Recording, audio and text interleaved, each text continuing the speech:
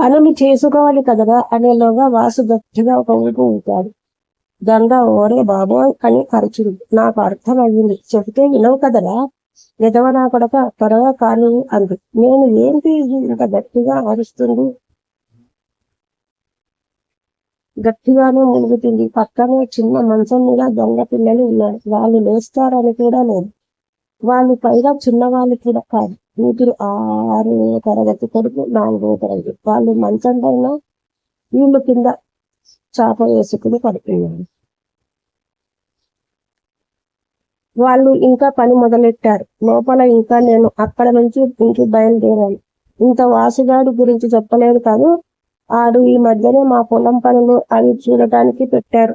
పొలం పనులు చూడరా అని పెడితే వీడు దీని పని కూడా చూస్తున్నాడు అన్నమాట అనుకున్నాను.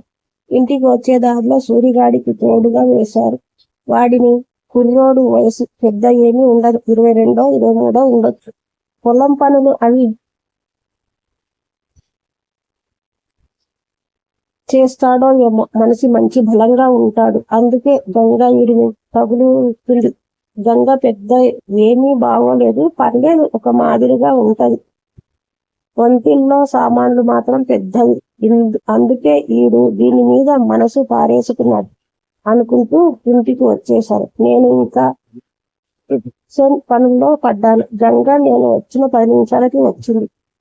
ఏంటే ఈ రోజు లేటుగా వచ్చావు బాగా అని అడిగాను. అది అసలు ఏమి చెప్పగా అని నా మొగుడిని ఊరు పంపడానికి తొందర లేచాను. అమ్మ, ఆడిని పంపి 10 నిమిషాలు నడువు వాలిద్దాం కదా అని అలా పడుకున్నాను. అంతే, ఇంక నిద్ర పట్టేసింది. ఇప్పుడే మెలకు వస్తే పరుగు పరుగున వచ్చేసానమ్మా అంది. దాని మాటలో తడబాటు లేదు, ఏమీ లేదు. భలే చెప్పేసింది. నేను కూడా ఏమీ తెలియనట్టు సరే అయితే తొందరగా పని చేసింది పనులు అన్నాను. అది పనులలో పడిపోయింది. నేను నా పనులు చూసుకున్నాను. బాబుని, ఆయన్ని, బావగారిని పంపి నేను మామగారి పనులు చూసి నా పనుల్లో పడ్డాను. స్నానానికి వెళ్ళడం అనే లోపు బావగారు ఇంట్లోకి రావడం నేను చూశాను. ఆయన చూసి ఆయన గదిలోకి వెళ్ళిపోయారు. నేను సరే అని చీర కట్టుకుని స్నానానికి వెళ్ళాను. స్నానం చేస్తూ బావగారు ఈ రోజు మళ్ళీ వచ్చారు. మళ్ళీ అదే ప్లేస్ లో కూర్చుంటారేమో అనుకుంటూ ఆయన బావగారి మనసులో ఏముంది తమ్ముడు భార్య గురించి అలా ఆలోచిస్తారంటారా అనుకుంటున్నా, లేక నేను ఆయన తప్పుగా అనుకుంటున్నానా? స్నానం ముగించుకుని చీర కట్టుకుని బయటికి వచ్చారు. కానీ బావగారు అక్కడ కూర్చుని లేరు. గదిలో ఉన్నారా, వెళ్ళిపోయారా అనుకుని మేడ మీదకు వెళ్ళిపోయాను. వెళ్ళి తయారవి కిందకు వచ్చి మామగారికి ఏమన్నా కావాలా అని చూసి హాల్లోకి వచ్చి చూస్తే బావగారు టీవీ చూస్తున్నారు. నేను అలా నడుచుకుని వంటగదిలోకి వెళ్తూ వారకంటితో చూశాను బావగారిని.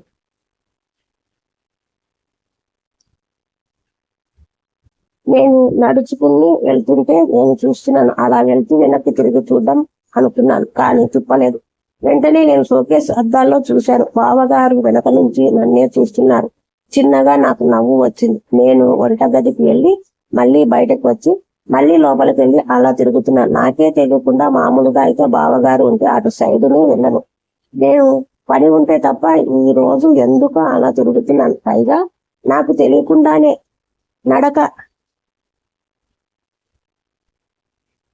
నా నడక అలా మారిపోయింది. నేను బావగారి ముందు నుంచి వెళ్తున్నా ప్రతిసారి కళ్ళ తిప్పకుండా కళ్ళుతోనే ఆయన్ను చూస్తున్నాను. ఆయన కూడా నేను వెళ్ళే ప్రతిసారి నన్ను చూస్తున్నారు. నేను పొరపాటున తల తిప్పి ఆయన చూసిన ఆయన తల కూడా తిప్పడం లేదు, అలాగే చూస్తున్నాను. నేను భోజనాలు టైంకి కిందకి వచ్చేలోగా గంగా టేబుల్ పైన అన్ని సదిరేసి ఉంచింది. నేను టేబుల్ దగ్గరికి వెళ్ళి అన్ని చూసేలోగా బావగారు వచ్చారు. నేను సరే అని వడ్డించడం మొదలుపెట్టారు. నేను వడ్డిస్తున్నా బావగారు నన్ను చూడడం 2-3 సార్లు చూశాను. ఈలోపు బావగారు అడిగారు, పిల్లోడు స్కూల్కి బాగానే వెళ్తున్నాడా అని. నేను బాగానే వెళ్తున్నాడు బావగారు అన్నాను. ఏడవడం అవి ఏమీ చేయడం లేదు కదా అన్నారు. లేదు బావగారు, ఏడవడం అవి ఏమీ చేయడం లేదు అన్నాను. అయినా చిన్న స్కూల్కి వెళ్ళాక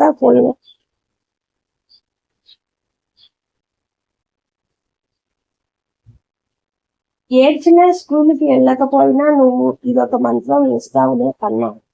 నేను అలా ఏమీ లేదండి బావగారు, ఒక్కడే కొడుకు కదా, వాడినే కదా ఎంతో ప్రేమగా చూసేది, బాగా చూసుకునేది అన్నాడు.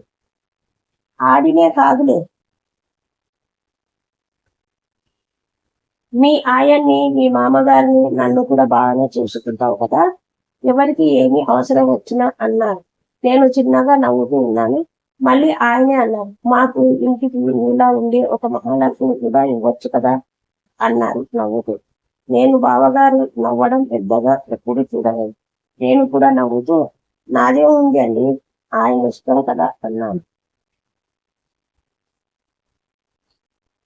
మళ్ళీ ఎపిసోడ్ 4వ భాగంలో కలుసుకుందాం.